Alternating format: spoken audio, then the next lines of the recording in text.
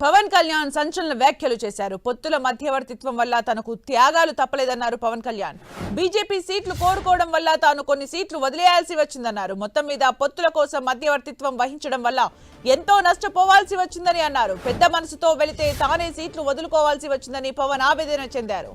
పొత్తు వల్ల Nagababu parliamentary seat కూడా వదులుకోవాల్సి వచ్చిందన్నారు. పొత్తులు అనుకున్నాక చాలా సమస్యలు, త్యాగాలు ఉంటాయని పవన్ తీవ్ర వ్యాఖ్యలు చేశారు.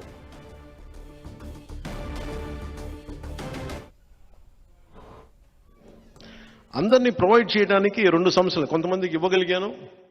ఇచ్చి ఈ అలయన్స్లో భారతీయ జనతా పార్టీ కోరుకోవడం వల్ల కొన్ని సీట్లు వదులుకోవాల్సి వచ్చింది అదనంగా. దాంట్లో కొంతమంది మన వాళ్ళే నష్టపోయారు. మధ్యవర్తిత్వం వహిస్తే ఏమి నష్టపోతామో నాకు బాగా అర్థమైంది. పెద్ద మనసుతో వెళ్తే మనం చిన్న చేసుకునే వాళ్ళు అయ్యాం. కానీ మంచిదే. నేను పెద్ద మనసుతో చేసిన తగ్గించుకున్నా కానీ 5 కోట్ల మంది ప్రజలకి మా వాళ్ళు 10 మంది త్యాగం నిజంగా మంచిది.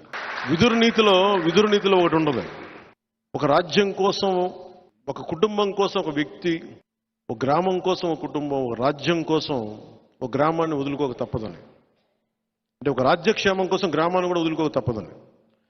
అలాగే ఒకసారి మేము రాజ్యక్షేమం కోసం, ఆంధ్ర రాజ్యక్షేమం కోసం నాతో సహా మేము త్యాగాలు చేయాల్సి వచ్చింది.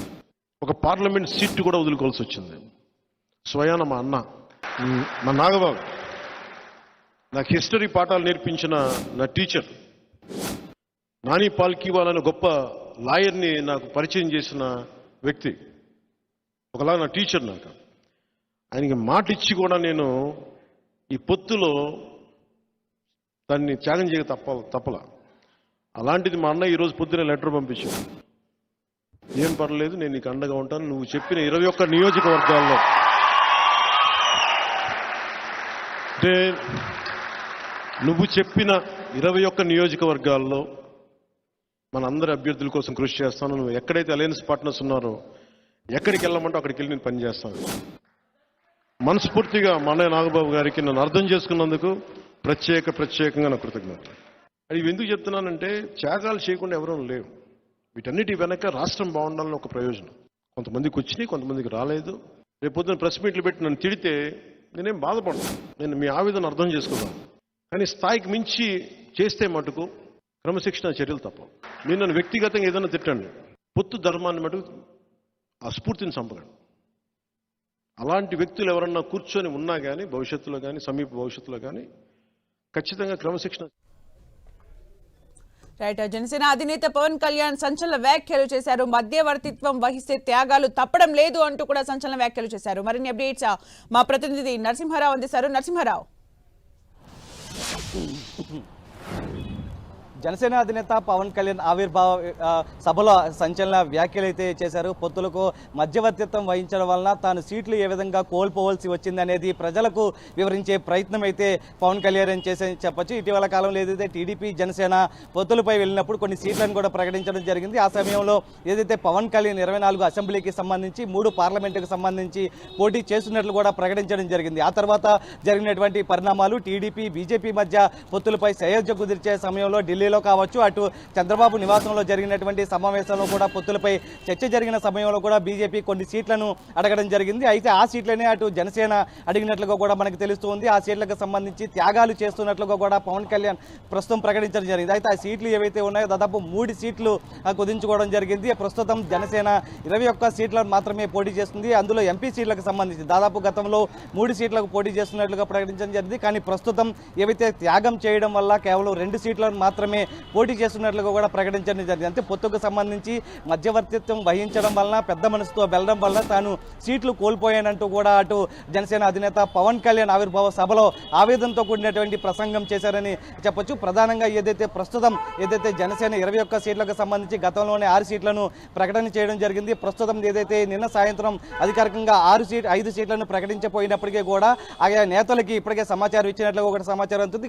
అయితే ఆవిర్భావ సభలోనే పిఠాపురం నుంచి జనసేన అధినేత పవన్ కళ్యాణ్ పోటీ చేస్తున్నట్లు కూడా ప్రకటించడం జరిగింది. ఎంపీ స్థానానికి సంబంధించి త్యాగాలు ఏ విధంగా ఉంటాయనేది తన అన్న ద్వారానే ఎదురైందంటూ కూడా ఆయన చెప్పడం జరిగింది. ప్రధానంగా నాగబాబుని ఎంపీగా పోటీ చేస్తామంటూ కూడా గతంలో హామీ ఇచ్చాను, కానీ ఎంపీ స్థానం బీజేపీకి అటు పొత్తులో భాగంగా కేటాయించడంతో కూడా ఒక స్థానాన్ని ఇవ్వడంతో కూడా తన అన్నకు సీటు కేటాయించలేకపోయినట్టు కూడా నాగబాబుకు తెలిపిన క్రమంలో కూడా ఉదయం ఆయన ఒక లేఖను విడుదల చేశారు. ప్రధానంగా ఏదైతే పవన్ కళ్యాణ్ సూచించిన విధంగా కూడా 21 అసెంబ్లీకి సంబంధించి 2 పార్లమెంటుకి సంబంధించి ఎక్కడ ప్రచారం చేయమన్నా కూడా తాను ప్రచారం చేస్తాను, పార్టీ ఖచ్చితంగా పొత్తుల్లో భాగంగా ఏవైతే పొత్తు నిర్ణయాలు ఉన్నాయో వాటికి కట్టుబడి ఉండాలి ప్రతి ఒక్కరు అన్నట్టుగా కూడా ఆయన లేఖ కూడా ఉన్నటువంటి ప్రస్తుతం ఏదైతే పవన్ కళ్యాణ్ కామెంట్స్ కూడా పొత్తు ధర్మంలో భాగంగా కూడా ఉన్నట్లుగా కూడా తెలుస్తుంది. అయితే త్యాగాలు అనుకున్నాక చాలా సమస్యలు త్యాగాలు ఉంటాయి, సీట్లు రాని వారు నన్ను తిట్టినా కూడా ప్రధానంగా వాటిని భరిస్తానంటూ కూడా భరించక తప్పదంటూ కూడా మాట్లాడడం జరిగింది. అయితే పవన్ కళ్యాణ్ ఒక కీలక వ్యాఖ్య అయితే ఖచ్చితంగా చేశారని చెప్పొచ్చు. స్థాయిని మరిచినా కూడా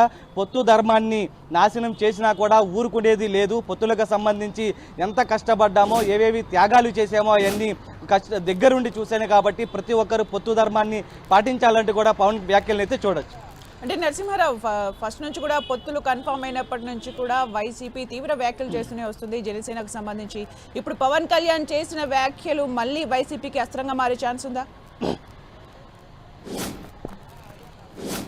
అంటే పవన్ కళ్యాణ్ ఒకటే చెప్తున్నారు, ఏదైతే రాష్ట్రంలో వైసీపీ అరాచక పాలనను ఖచ్చితంగా గద్దె నింపాలి, వైసీపీ వ్యతిరేక ఓటు చేయకూడదన్న నానుడితోనే ప్రధానంగా పొత్తుల్లోకి వెళ్ళినట్లు కూడా ఆయన ఇటీవల కాలం నుంచి కూడా ప్రకటిస్తున్నటువంటి పరిస్థితి. ఈ నేపథ్యంలోనే పొత్తు ప్రధానంగా ఏదైతే టీడీపీ జనసేన మొదట్లో ఆ సమస్యల మీద పోరాటం జరిగింది, అనేక అంశాలకు సంబంధించి కూడా ఇద్దరు కలిసి పనిచేసినటువంటి పరిస్థితి. ఈ నేపథ్యంలోనే ప్రస్తుతం తర్వాత చర్చల్లో భాగంగా అటు బీజేపీని ఒప్పించే కార్యక్రమం కూడా జనసేన అధినేత పవన్ కళ్యాణ్ తీసుకున్నారు, మధ్యవర్తిత్వం వహించారు. ఢిల్లీలో సమావేశాలు కావచ్చు, అటు చంద్రబాబు నివాసంలో కావచ్చు, నోటల్ హోటల్ ఇతరత్ర జరిగినటువంటి సమావేశాల్లో కూడా ఆయన మధ్యవర్తిత్వం వహించినట్లు కూడా ఆయన స్పష్టం చేయడం జరిగింది. ప్రస్తుతం వీటన్నిటికి సంబంధించి ఏవైతే రాష్ట్ర ప్రభుత్వ అరాచకాలకు సంబంధించి ఆయన చెబుతున్నటువంటి మాటల్లో వైసీపీ వ్యతిరేక ఓటుకు సంబంధించి చేయకూడదనే ఉద్దేశంతోనే టీడీపీ జనసేన బీజేపీ కూటమి ఉందంటూ కూడా ఖచ్చితంగా వీరిని ఆశీర్వదించాలంటూ కూడా ఇప్పటికే దీనికి సంబంధించి కొన్ని సీట్లను త్యాగం చేసినటువంటి ఉదాహరణలు కూడా పవన్ కళ్యాణ్ వివరించడం జరిగింది. తన అన్నకే సీటు ఇవ్వలేని పరిస్థితి ఉంది, మిగిలిన నియోజకవర్గాలకు సంబంధించి